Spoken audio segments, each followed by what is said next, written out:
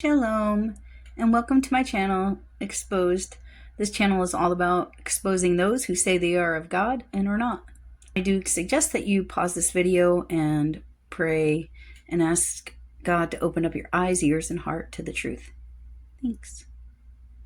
Today's video will be a little longer than usual, and I will be using a video that I found recently on YouTube.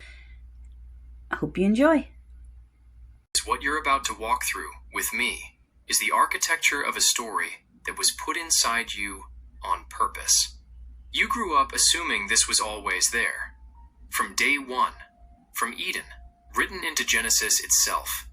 Nobody ever footnoted it for you. They handed it over like gravity, like sunrise, like a fact of the world. It isn't there. Here's what's actually written in Genesis chapter 3.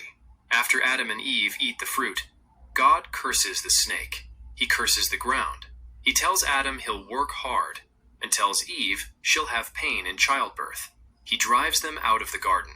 He never says, not once, in any chapter of Genesis, that this particular sin will be inherited by every human ever born.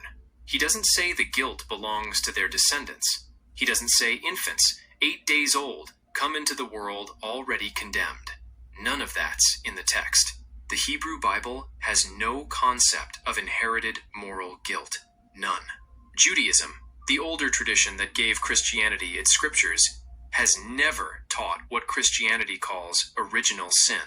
Pick up any traditional Jewish commentary on Genesis. You won't find the idea that babies are born condemned. The whole notion is foreign to that tradition. And it was foreign to the early Christians, too. For the first 3 centuries of the religion, the people running it, Greek-speaking mostly, talked about mortality being inherited from Adam, death being passed down, but not guilt, not a stain on the soul of the newborn.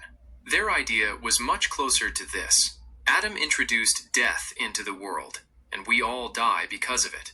Not, Adam dropped damnation into your DNA, and you owe a debt the second you take your first breath.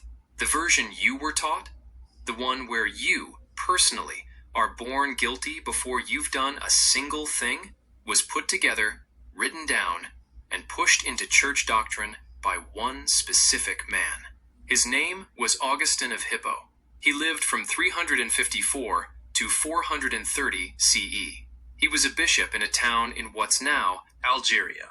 And he's the first person anywhere in the historical record to use the phrase original sin the way Christianity has used it ever since. And here's the part I keep coming back to. The part that, honestly, the more you read about it, the harder it is to look away from. Augustine didn't dream this up theoretically. He had a biography. He wrote it down himself. It's called The Confessions, and you can read it in any decent library, or download it for free. The Catechism's inclination to evil that persists in man describes nothing real about your soul. It describes a doctrine, made by a council, voted into existence by bishops with the emperor behind them. The concupiscence is a word. It doesn't point at a fact about you. It points at a category that, when you accept it, keeps you coming back. Spinoza didn't just defeat the doctrine of original sin academically, somewhere in a footnote. He looked at the entire engine, the disease that's permanent, the cure that doesn't cure, the council that voted, the sacrament that perpetuates the cycle, and he named the engine, out loud, in writing. And he paid for naming it with everything he had. The institution that excommunicated him has never lifted the curse. To this day, officially, on their books, he's still cursed. The Amsterdam Synagogue has acknowledged the case publicly several times in recent years, including discussions about whether to revoke the excommunication, and each time, the formal answer has been no. So 370 years on, the curses still stand. The institution he challenged refuses to admit that what he said was permitted to be said. Why? Why won't they take back the curse? Because the moment any institution, any of them, formally lifts an excommunication for someone who said the categories of sin and virtue and damnation are human constructions, that institution implicitly concedes the point. And no institution that depends on people believing in those categories can afford to concede the point. So the curse stays. The man stays cursed. The structure stays. The doctrine stays in the catechism. The indulgences stay on the menu. The confession stays weekly. And if you have been carrying this feeling for years, sometimes for decades, sometimes since you were small, listen. The feeling that something inside you is fundamentally wrong, fundamentally bent, fundamentally in need of repair from outside. I want you to hear this clearly. That feeling was put there by people whose names we now know, with dates we now have, in documents we now possess. It's not a fact about you. It's a doctrine about you. And doctrines, unlike facts, can be put down. Look at what you came in with, and look at what you have now. You came in with the assumption that you were born owing something. That low, persistent feeling that you're slightly broken, slightly wrong, slightly less than you should be. You were taught was a fact of nature, built into the species, built into the shape of your soul. You now know the feeling has a manufacturer.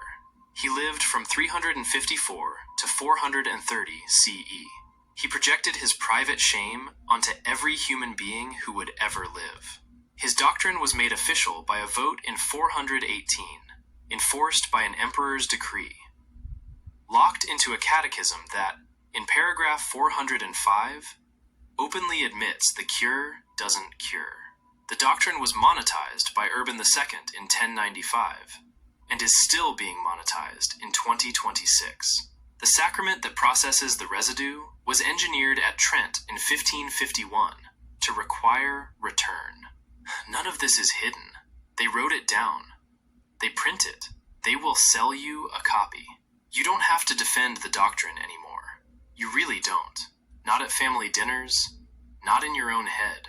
Not when a pastor or a priest or a well-meaning relative tells you that questioning this is arrogance or weakness or pride. It isn't any of those things. It's the cleanest reading of the documents the institution itself printed. You weren't born broken. You were born. The weight you were handed, the weight that, some weeks, makes you not want to be the kind of person you actually are, that weight was the product.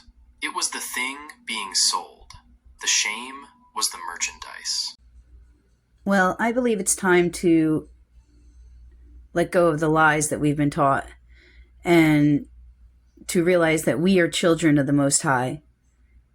We know right from wrong, and we know how to repent when we do wrong. Anyway, I thank you for watching. I hope you have a wonderful day. Shalom, shalom.